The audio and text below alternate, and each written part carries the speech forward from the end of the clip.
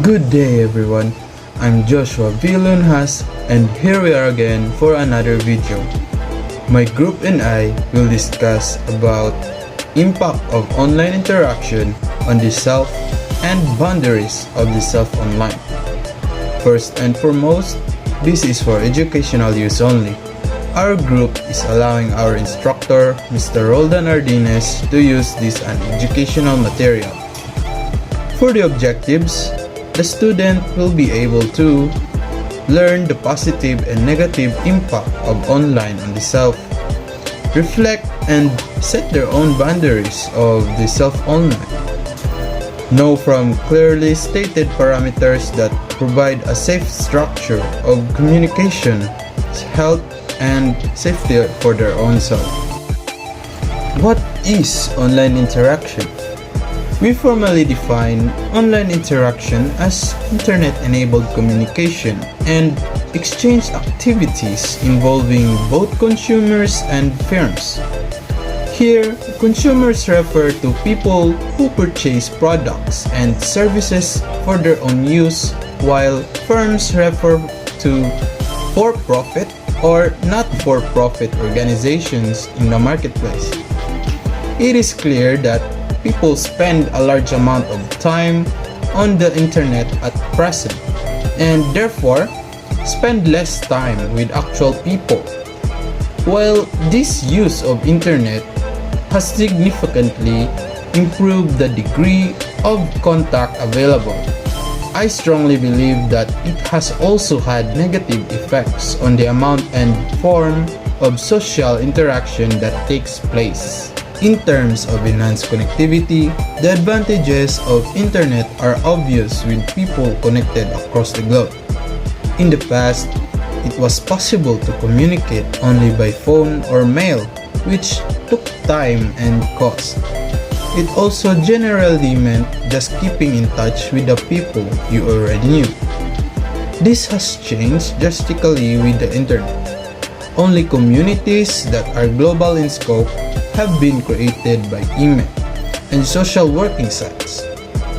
And they have fostered contact between people and countries that we would not have considered possible in the not too distant past. That said, in my opinion, there is no question that this has had detrimental effect on social interaction.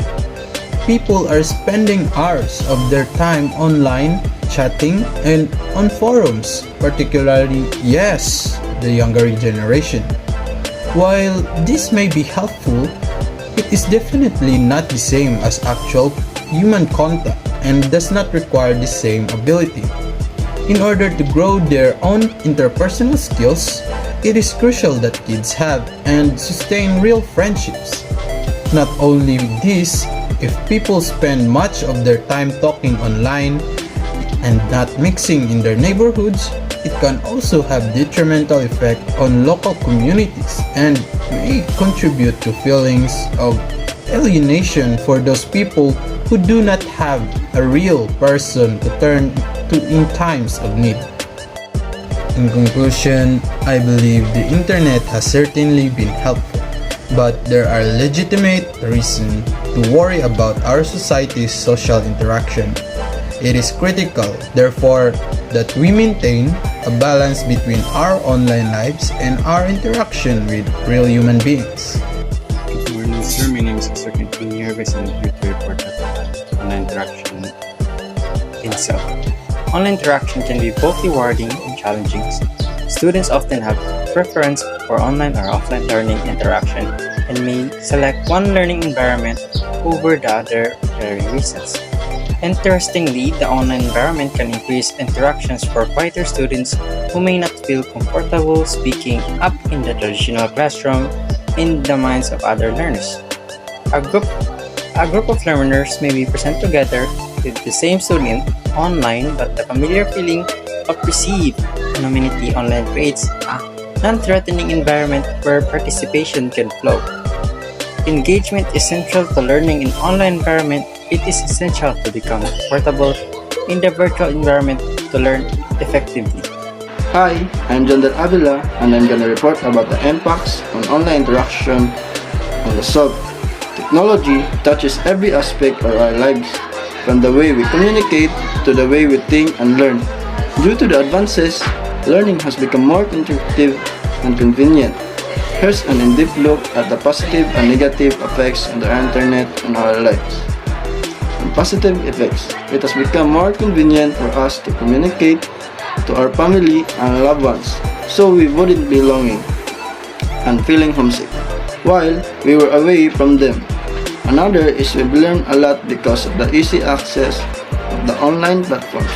Like Google, we can ask any question and receive instant feedback. On negative effects, multiple studies have found a strong link between heavy social media and increased risk for depression, anxiety, loneliness, self-harm, and even suicidal thoughts. And that's all. Thank you for listening. God bless. Good day everyone, I am Cadet Bebat. My topic is all about boundaries of the self online that can be defined as the set of someone's helps with the need to differentiate between work and personal life on social media. We created boundaries with the internet since it is important for all of us as individuals to recognize that we are not entitled to other people as individuals. We are not entitled to each other's information, time, or energy, and not just online but in person as well. It is easier to establish that boundary in person because you can clearly say, I don't want to talk about that and smile, and it is more comfortable. We are all humans who need to be allowed to unplug, keep personal things private, and give ourselves space to be our own people for a more balanced relationship with social media. To take control of the content you're consuming, you have to take control of who you're following. Slowly spending more time social media looks like to you and determine how you'll hold yourself accountable for switching off. Establishing healthy boundaries with social media platforms can help their social media experience to make it a healthier place for them. Utilize your phone settings to help establish some practical boundaries and hold yourself accountable. Let go of the pressure to share every part of you with the internet. It is hard to give yourself permission to make boundaries in person, let alone with social media, but you are allowed to, and it doesn't make you uncaring to the world or your followers if you take the time you need to be your best self. If you feel like you need to log out but cannot find a way to block social media, delete the apps from your phone and check out computer apps like self-control. But if you choose to, try to feel empowered in creating them and not ashamed. We all need to check ourselves sometimes, and social media is no exception. Boundaries online can protect our mental health and allow social media to have a positive presence in our lives. Treat your social media profiles like your home, and don't be afraid to ask people to leave if they cross the line.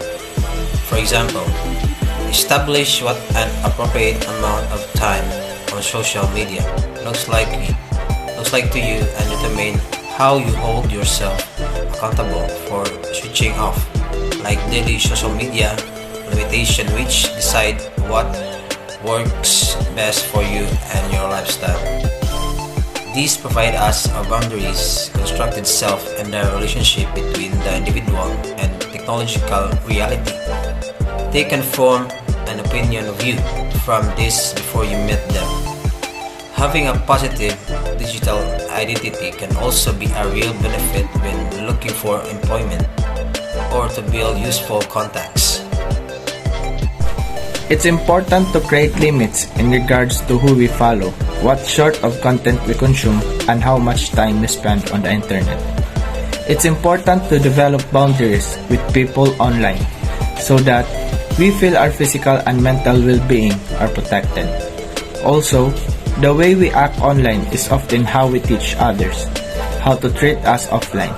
If we don't establish those initial boundaries that give us a chance to demonstrate what we find to be appropriate and acceptable on our end, we can end up with what feels like an open invitation with people who we don't know very well.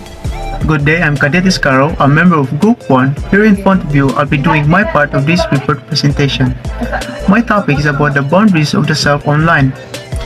So, social media has become a necessity in everyone's life, but setting certain social media boundaries is vital. If you want a healthy lifestyle, then having a firm boundaries is a must, both in real life and on the web. Social media is like a double-edged sword that entirely depends on how you use it. Creating boundaries for social media are required in our life as it helps us in protecting your physical and mental health. We now know how important it is to set rules and boundaries on ourselves so to make it better. So here in front of you, I'll be giving some tips for setting boundaries on between us and our own online self. So the first step is create your own self-care routine. There are several self-care routine activities that can take part in. Self-care might mean different for other people. It might be doing some yoga, journaling, music therapy, etc. You could pick anything you want, anything that makes you feel comfortable. For example, you could do some exercising, painting, reading a book or novel, and anything that really you want. Just do anything to create a boundary between you and yourself online. This will help you be in touch with yourself. Your mental health awareness of yourself is compulsory, and self-care is one of the best answer to it. In this sport full of mayhem, you may find your own peace by setting these boundaries. After all, we are humans and need the rest to function properly, and creating a self-care routine can be the answer. Let's just say that it's like a vacation away from our own online self. Okay, so on to the next tip. The second tip is set boundaries on your own surrounding time. Come on now, let's face it. Sites or apps like Facebook, TikTok, Instagram, or online games like Mobile Legends, Call of Duty Mobile, and many more can become a blood-sucking vampire or a time-sucking vampire, sucking your time until there's nothing left of you if you let it be. So, in my own words, I can advise you can create a time plan or time schedule for between you and yourself online, so you can have some boundaries. By the means of time schedule, it's like for example, you can use the internet for 30 minutes or 1 hour in the morning, at night, in just one day, in a day. But it will all depend on you. So that's it. So okay, on to the next tip. Third tip is about take things slow. The relationship between you and the internet move fast than speed of light. And we're not just talking about a romantic relationship, but an interaction of all sorts of kinds. This kind of relationship is not really healthy for you, so I advise you to take it slow. It's not like it's the end of the world. That's why we have boundaries. And that's why I'm here in front of you to give you some tips about boundaries between you and your online self.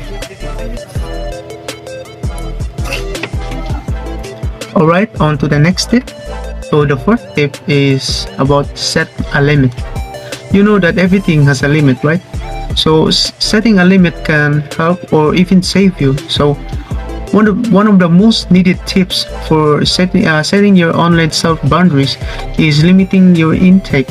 As a short-term mental health goal, set limits to your screen time, but keep in mind to set realistic limits that you can stick to. So setting these boundaries is essential for leading a happy and peaceful life. Setting limits won't stress you too much, nor will you get frustrated quickly. That's why having limits can help you.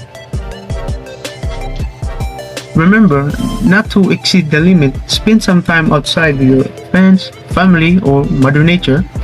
So that's it. So on to the last step. So the last step is about the social interaction day.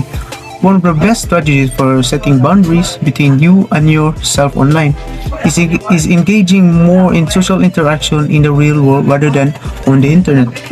It is an excuse to make you get out of your phone or computer to explore your world. Hanging out with your friends or families can help a lot on creating these boundaries on your online self. Going out on local events or socialized place can help you meet new friends, gain new experiences, and meet the new you. This will create a change of pace in your life. Thank you. Okay. That's the end of my part of this report presentation. I hope that my tips can really help you. So thank you. Don't have a good day. Have a great day.